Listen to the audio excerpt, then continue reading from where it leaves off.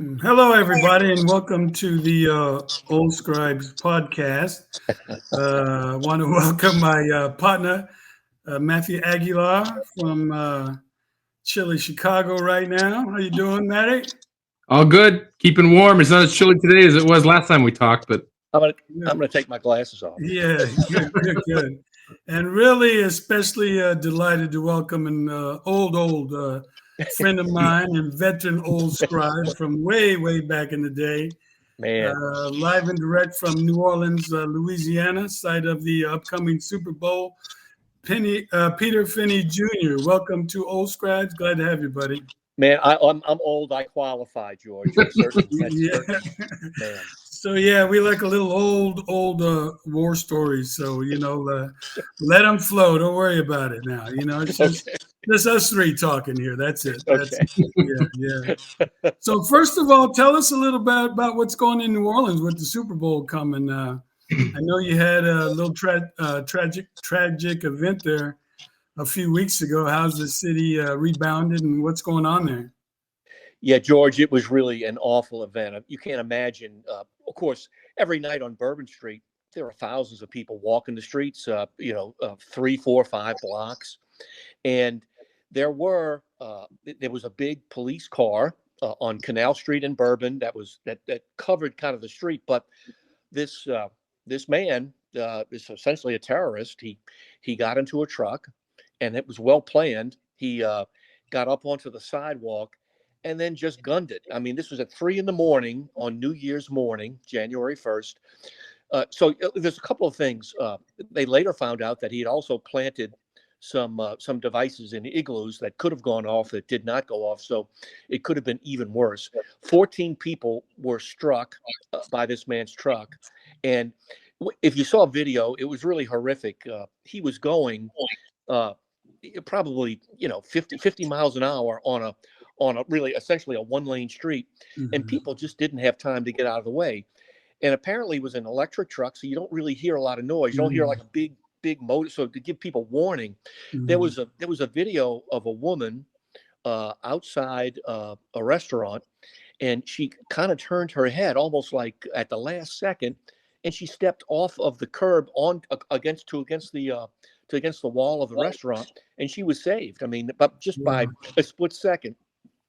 So, of course, there's a lot of recriminations about why wasn't more done. Obviously, Bourbon Street for many years has had at each major intersection what they call bollards or steel kind of pylons, which can they're designed to be temporary and they can be put in and taken out. So during the day, Bourbon Street had remained open most of the time, but like at nightfall, it goes back to being blocked off. But uh, for some reason, I guess it's still being investigated. Those things either didn't work or just have not been put into place correctly, and it's just a tragic. It was a tragic incident, waiting to happen. Mhm. And so obviously, 14 people lost their lives. 30 people were seriously injured. In fact, we had I work for the Clarion Herald now for the Archdiocese of New Orleans. It's a Catholic newspaper in New Orleans. We had a photographer who actually unrelated. He fell off a ladder and hit his head. He was in the ICU. He was in the hospital when all these people were being taken into the trauma center, and they Wow. had to move him out because there were so many people coming in and to be treated. So obviously, uh, a real tragedy. Now, they certainly now have barricades up at the major intersections.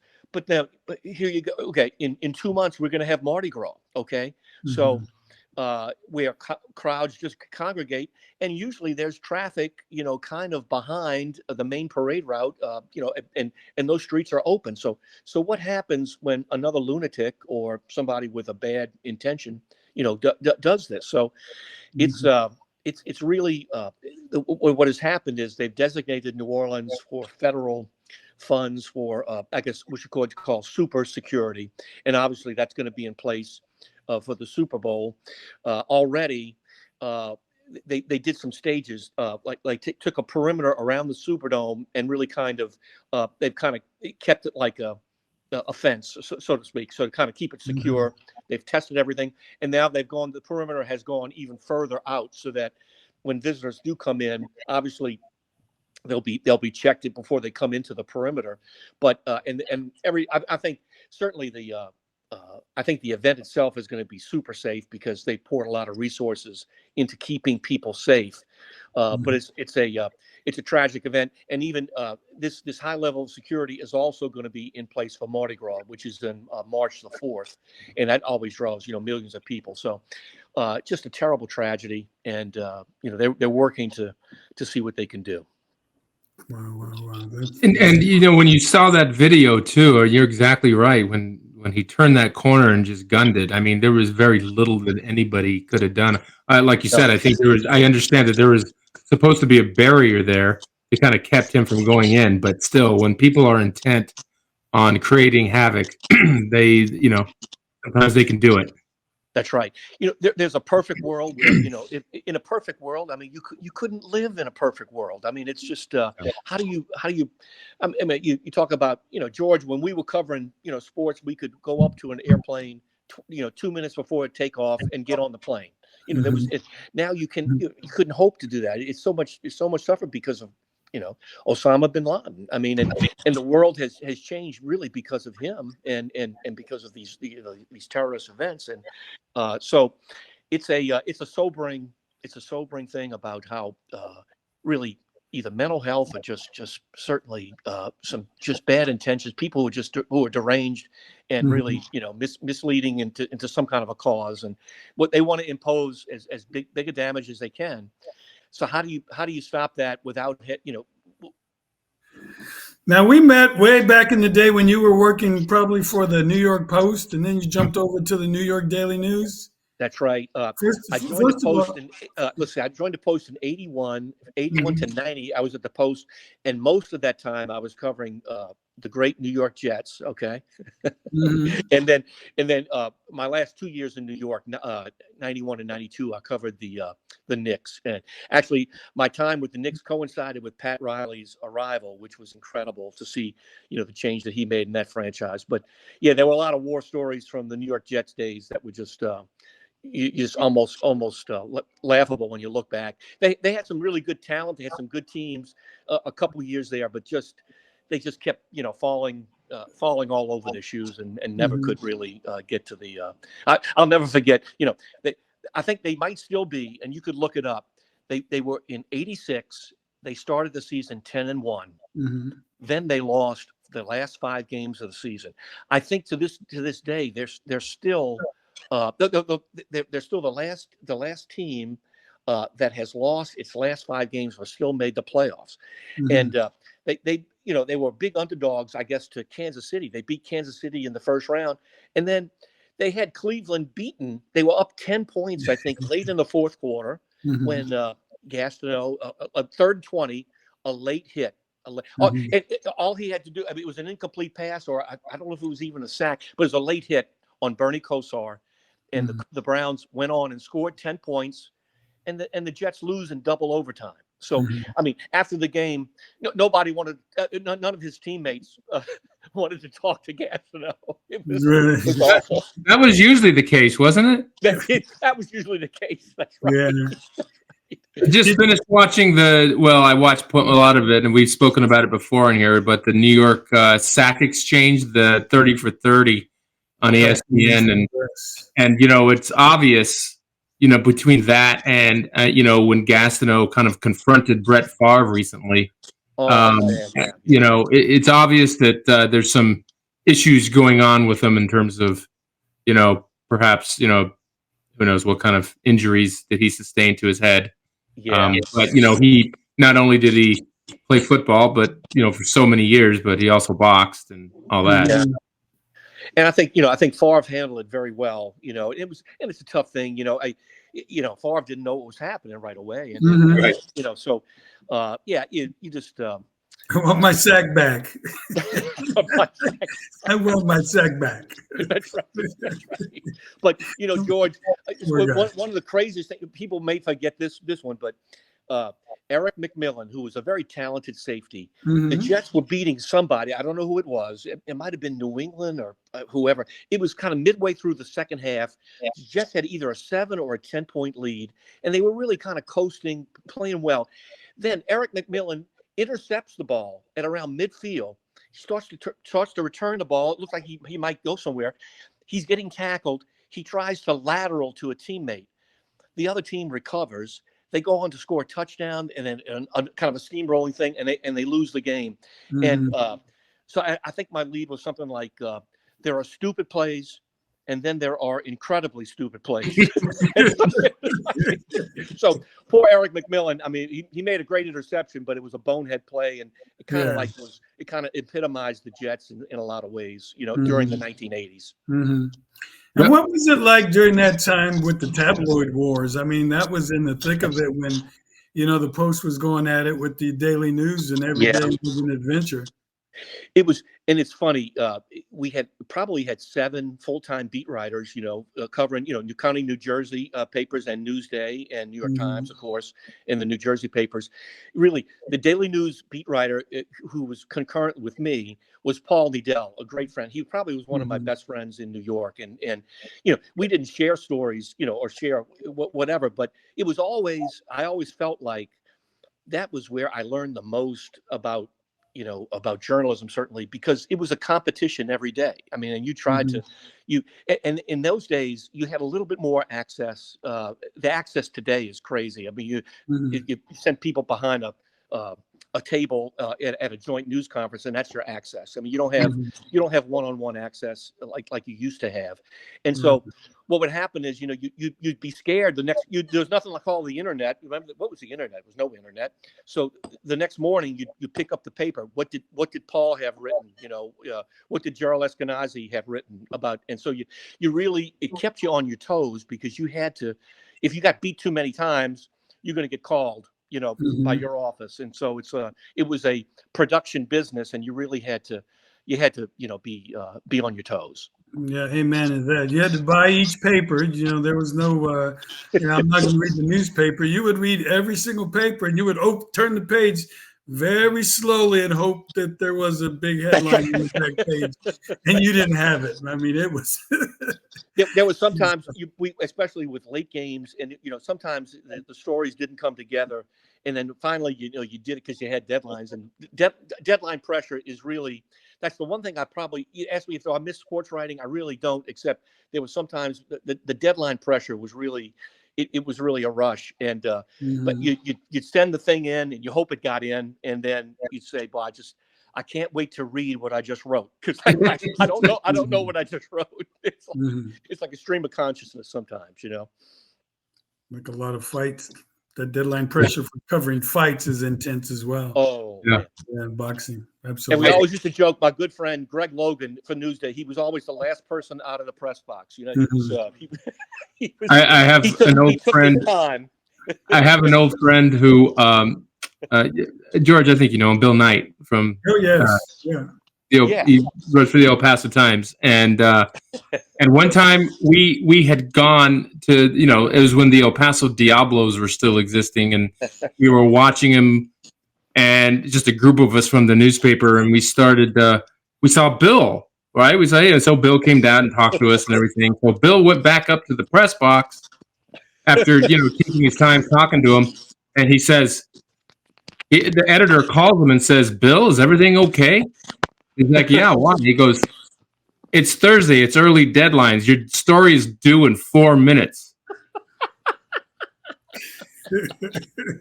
And he got it there in 4 minutes, and even won like the weekly award for like best lead. Yeah, amazing. We had George and Matt. There was something called, the Post had the report card, and so every Monday we had to do, really, without, in those days you had a little chance to go back to the video, to the to your VHS tape to look at the game, but you had a report card on every position group, and so you're making assumptions based on, sometimes you didn't even see the play really well enough, and we got more trouble with report cards in the locker room than anything else. And they would get offended. They would get so offended. That's right. You gave me a D, Yeah. Was it Richard Kastner? I forget, the tight end for the Jets. Yeah. He dropped the touchdown pass in the end zone, and and my report card said something like, oh man, he dead zone dropped it. A perfect pass, whatever. And so of course you go into the locker room on Tuesday after the report card is in public, and so they're chasing you around the locker room, with a fake bucket of water. And I said, well, wait, but Jerome, you did miss. You dropped it. He says, yeah, I dropped the hell out of that one, didn't I? He agreed. But it's like you never knew what was coming. You never knew what was coming. Yeah. Was Aaron Glenn there when you were there with the Jets, or was that after? I meant to look that up, and I don't know. I think he post-dated me. My last year covering the Jets was the '89 season, and so I don't know. I don't know if we joined. I remember Bruce. My last year covering the Jets. Bruce Coslett. They play a Monday night game, and they lose. They lose at the end or something. And so on the Tuesday press conference, usually he comes down and whatever to talk about a postmortem. Well, he did his postmortem by speakerphone. He was up on the second floor of his life. He wouldn't come down and talk to us, and he's on a speakerphone. So he's in the building, but he wouldn't, because it would take too much time for him to come down the steps. And we had fun with that. I heard about that.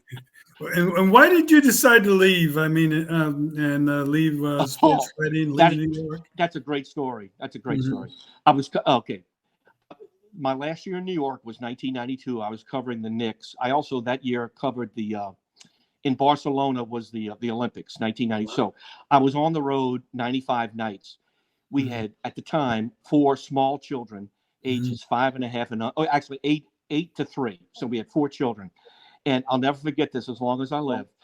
It was February. I was in Los Angeles and covering the Knicks. I guess they were playing the Lakers, and I was in my hotel room eating room service, prime rib, medium rare. Okay. And so I made the worst personal phone call mistake of my life. I called back to my wife and said, "How's it going, honey?" And she said, "Well, it just snowed. We just had a blizzard. I just cleaned off I just shoveled the sidewalk, and our son just threw up. So I have to go." And so that was like the come to Jesus moment. I said, "Well, I think I'm going to have to reconsider, this." And actually, it's been wonderful to be back home. I'm from New Orleans. My dad was a longtime sports columnist down in New Orleans, and most of our family was here. So it was great, and it has been great. Yeah. Well, your dad was a legend, actually. He wasn't just an ordinary sports columnist. He was the man, basically. He was, in those days, George, I mean, if you can remember, like Super Bowl, when the Super Bowl III, when Namath had poolsides and I'm guaranteed a victory, you look at those pictures and there's like 5 or 6 guys sitting around Namath, sunning by the swimming pool. And that was the access that you could get. And he was part of that, Jerry Eisenberg, those people who just, they got to know these players. Dick Young, they got to know these players on a personal basis. And they could take shots at these people, but they were all respected. And it's my dad wrote a lot. My dad, in fact, we wound up. My dad, as he got older, he never compiled kind of a compendium of his favorite columns, but we were able to do that before he passed away. And I I was so happy that we could do that because he wrote some great stuff. Choice, man. Yeah, perfect gentleman too. I remember seeing him a lot, especially at the Masters. I would see him around there every year. Yeah. Oh, he loved. And I tell you what, George, if you ask me, do I miss? That's the only thing. That's the only week I really miss sports writing is the Masters. Anybody who ever has a chance to, even for a practice round, just to get through those gates and see that place, it's pretty amazing. And did you know that you wanted to be a sports writer after growing up? Every day after school, I went to Catholic elementary school. We about a 6-block walk. We walked home. my dad worked for the afternoon paper. Okay. And so every afternoon his column was on our front steps. And that was the first thing I read.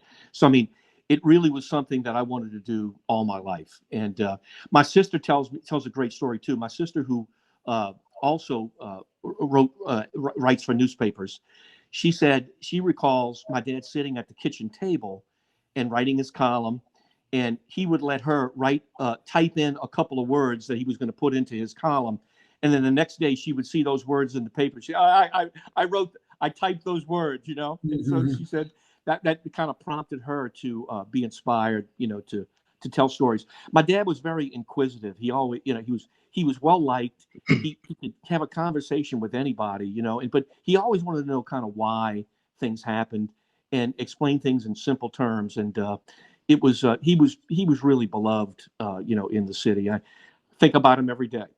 Absolutely. Wow. What is it you like about what you do now? You've been doing it for a long time. What gives you the most reward? I tell you what, the one, and I'll tell you, it's kind of a story I tell a lot, but it really is true. There was, I worked for the Clarion Herald, the Catholic newspaper. So somewhere on page 17, we had a little story about a bereavement group for widows, and this woman read this 2 or 3 paragraph story. It wasn't even a story; it was like an event listing. She decided to go to this support group for grief, and apparently at that meeting, it changed her life in the sense she said, "I'm going to get out of my house. I'm going to go down to Canal Street, buy myself some dresses," and she got some makeup, and she told the lady who ran this thing, and the story came back to me, and she said, that one little, I guess 85-word story changed somebody's life. And so, you hear about things like that. I mean, it really kind of blows you away. Sports writing was fun. It was exciting. I really had a great time. But, the impact that you can have, you don't realize what kind of impact you can have on people. And you never know what it is, because it could be something small. People turn the page. That's why I still, you love print, because you turn the page, you don't know what's going to be on the next page. And it's a great story. So that was what, that always keeps you going when you hear stories about how maybe somebody was able to overcome a challenge in their life by reading something. And that's what I try to do, try to make things personal. And so that's what, that, and I think all good sports writers, that's, you know how to tell stories. I mean, you tell the story, and it's usually the detail, it's like, I did a story once on this kid. Actually, it was a man who was an alcoholic and had been estranged with his family. But every now and then he would show up at his kids' little league baseball games, but he wouldn't come to the stands. He would stand behind the right field little fence, and his son said, I never really saw my dad, but I knew he was there because I could kind of see he was like a shadow father. Well, later in his life, the guy turned his life around and started working for Catholic Charities, and he was helping other people, like autistic people, after Hurricane Katrina. He helped them get through it, and then he passed away. And then the family had become, I guess, less estranged, and they went to the funeral, and of course they had been separated for many years, but they couldn't believe the stories of this guy helping other people. And it was just, you hear stories about people transforming their lives and things, and that to me is always, it's a good story, and it helps people get through, which is a crazy world. I mean, we talk about Bourbon Street. This is just we're living in crazy times right now. We need a little hope and optimism, Is that kind of the mission of the Clarion Herald, to kind of give that hope and optimism? Are those the kind of stories you look for? It is, and of course, the church has been through a lot with certainly with sex abuse. It's been off this last 25 years. Of the revelations have been just awful, and so you have to cover that as well. But I think what you do is you try to let people know that there are, we all got problems. There's all sinners and everything. But you try to help people understand, that they can. There's a way they can overcome those challenges, and that's what we try to do. We try to lift people up whenever we can, and people are so tired of just. I mean, you turn on TV. It's tough. I tell you what, if I were in a hospital and all you had was 24/7 cable and you had to listen to this stuff, I think I'd go crazy. I mean, you really, people need a little. They need a little uplifting. They really. Yeah, and back when when there were more newspapers like yours and more newspapers like George and I wrote for, there was a more of a you could kind of turn to the page where you wanted to turn to, right? I mean, now we're being bombarded 24/7 on our phones with for every one good story there's 10 terrible ones. Yeah. And Matt, the one thing you don't know is who wrote this story. Is it true? I mean, and that's the thing. You just don't know. Wait, you kind of sometimes you gasp. Wait, and then you think, wait a minute, is this true? And then the one thing that I do is I'll go and look on the timeline and say, is anybody else reporting something similar? If you don't see anything, you say, well, oh my goodness, it's probably not true. So I don't know what you do. Our job, I think is to move people to give them. Certainly, as sports writing, you want to give people enjoyment, and you want to tell people a good story, make them laugh, make them think, and you have to tell. Sometimes you got to tell hard truths, but you can say it in a way that doesn't burn somebody down, and that's. I think in New York, in Georgia, I mean, you know this. I mean, the syndrome was you're a hero or a bum, and it depends on the one game or something, and that's a tough. It's still a tough situation where, life is more than that, Right. No doubt. No doubt. Well, you're one of the lucky ones that continues to be able to write for a newspaper, right? An actual newspaper. I'm sure it has a print edition. Tell us about it. Is that where does it go? What's the circulation? Do you know? Yeah, we've got about let's see, we have about a 37,000 circulation. It's a bi-weekly, so it comes out every other Saturday. And of course, we got a website. We're doing. People say, "Oh, well, you're only working, once every 2 weeks." Well, yeah, but we're the other 45% of the time is doing social media and getting that stuff out. And I've learned how to do videos, which has been great. I mean, it's been fun. You learn how to tell a story in a different way. And in this job, I'm taking pictures, doing videos, doing podcasts and stuff, and so it's been really enlightening. And what happens is, Matt, the paper gets dropped at churches and schools, and so on weekends, people walk out of church with it, and we also drop it off really free of charge at like pharmacies, grocery stores. So people maybe haven't been to church in years, they might pick it up. They might see something, and that old serendipity thing. You never know what's going to be inside, and you just try to make it interesting, And I had a friend who ran the Catholic New York, and when I said, I was up for this job, as a Catholic journalist. I mean, I went to mass and everything, but I had never even read a Catholic newspaper. And but he told me a story. He said, "Look, you just try to, you can't do everything all at one time, but you just try to, in each issue, you try to make one or two things sparkle and really good, and then you just try to build on that." And that was really great advice. You can't beat you can't eat the whole apple, but you can just try to do it, one thing at a time, and that's what we've tried to do.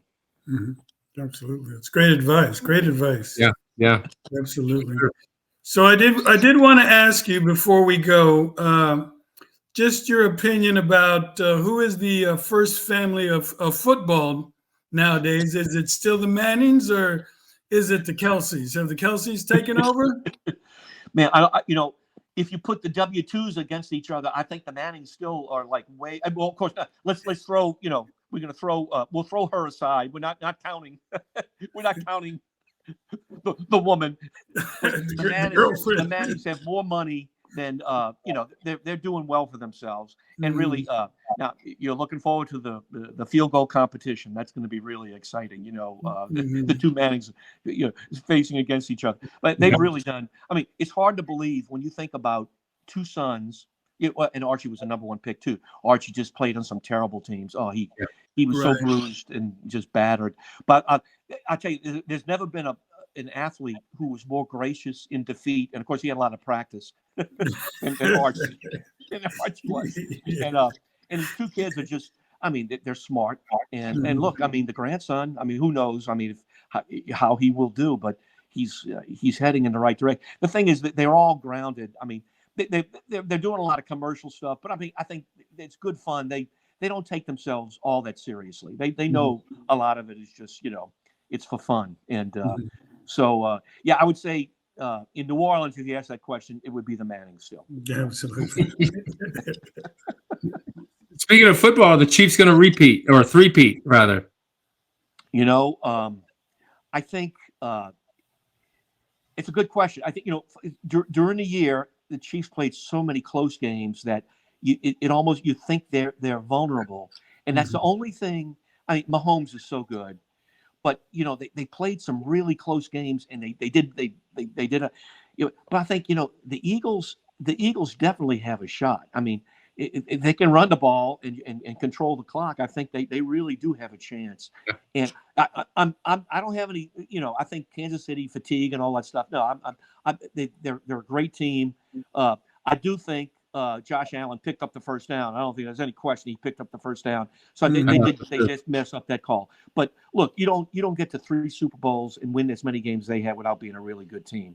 Right. And so I guess if you ask me, it's hard to go against Mahomes. It's hard to go against him. Yeah, definitely. And speaking of that call, how much longer are we going to live in the prehistoric era of chains and not use sensors? Yeah. Right? We have GPS up there. We could use that, right? Yeah. Well, there was somebody who wrote a little treatise on it. He talked about, you'd almost need like 4 monitors in the ball because of the thing rotates on its axis. It's not a sphere like a tennis ball. And it's not like a golf ball. So, there's all things, but there is a lot of technology that could help. The craziest thing to me in football still remains, I guess he called the side judge who marks the forward progress. All the time they're running up from 7 yards behind the play to can't see a thing. Got tackled. And it's just like, now, in games that don't really matter as much, you can see how they get it wrong so often. And that to me is the most. You talk about pass interference being wrong. The marking of the ball, I think, is right. one of the worst things they do. I agree. Yes. Terrible. Yeah. Terrible. Well, I'm going to go with the Eagles because I've got family in Philly, and my stepdaughter's boyfriend's from Philly. I love Saquon. I mean, I just think Giants ruined their season just getting rid of him. But I think he's special, so I'd love to see him win a ring. And being a Raider fan, I've seen the Chiefs lift enough Lombardi trophies. That's I'll tell you one more Super Bowl story with the New York Post. Serby, Hankel, and I used to cover it every year, and so it was like, our instructions were going into it. You got to write about the backup tight end because you never know when the backup tight end is going to be like in the pregame stuff. I'm saying, I don't know how many people read that stuff, but they always said like game day, I want you to write short, write short stuff. We're gonna have your bylines all over the place. So they wanted like 15 short stories in the paper. Yes. And because the Post was there, and Jerry Lisker, our editor, said, "Man, he used to be from the Daily News." He said, "Man, if this was a prize fight, you knocked them out." Jerry had a few when he came and told us that, but it was it was fun. Oh, Jerry Lisker. Yeah. Back in the day, baby. Back in the day. Well, Peter, it's been great having you, man. It's good catching up. Oh, same here, George. I really appreciate your asking me, and thanks for everything. Hope you're doing well, and nice to meet you, Matt.